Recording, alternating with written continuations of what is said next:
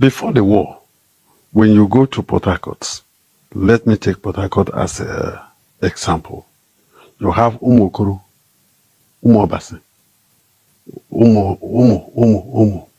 But immediately after the war, they now change the name from Omo to Rumu, because they had issues that they were unable to settle during the war with the Igbos. They felt that they were cheated in the course of the war.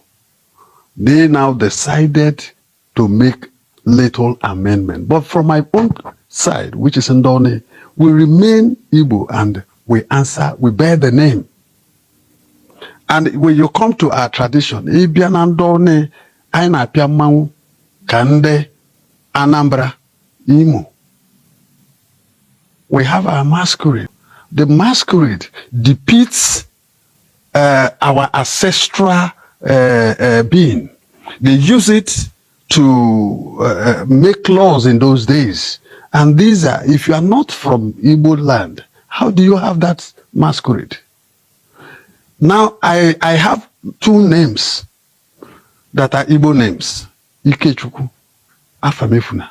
Now, if you have that name, that traditional name, and you stand to say you are not an Igbo man, it tells you are not telling yourself the truth.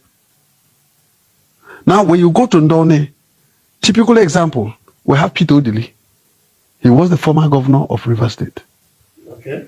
We have Chief Victor Ifeanyi Chukwu Enebeli, Odili, sorry.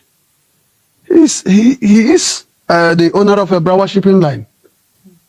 So we identify ourselves as Igbos.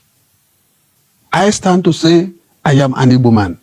After the war, there was this Igbo people are somehow segregated. So for you to fit come to that time, you have to deny whom you are.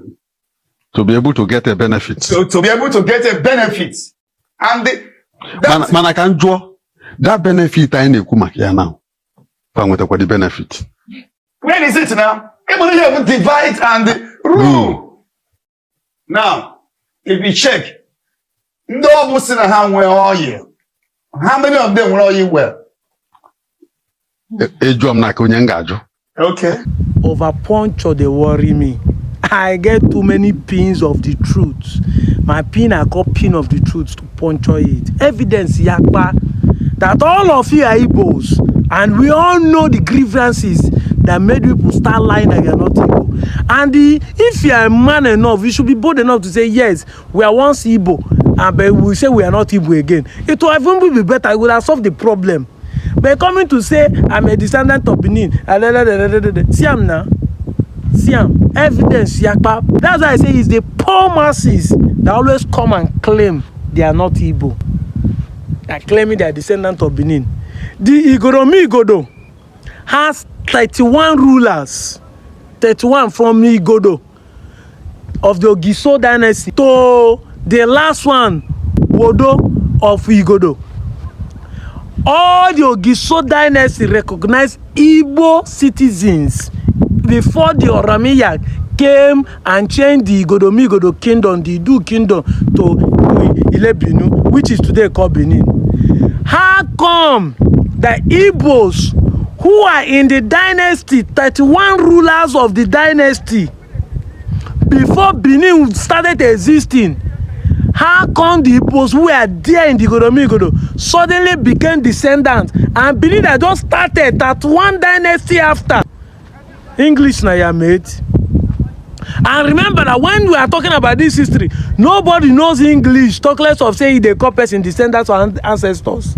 English no they exist. But when we talk these things, some of you want to start shouting, do you know history more than hear that? Tell me how come a father, Igbo have been existing before Benin started existing? Because Igbo has been there with the Godomigodo in the Godomigodo kingdom. All of them recognize Igbo's existence. How come the Igbo that are there before Oramiya came? Because we left Benin because of the crisis. We left Benin because of the crisis of the same Oramiya and his Oba has caused. You are not claiming we are now here. We are descendants, we are our ancestors. Thunder not dey fire lies 2 times, now once. And it will happen in this generation. I'm out of here, Joe.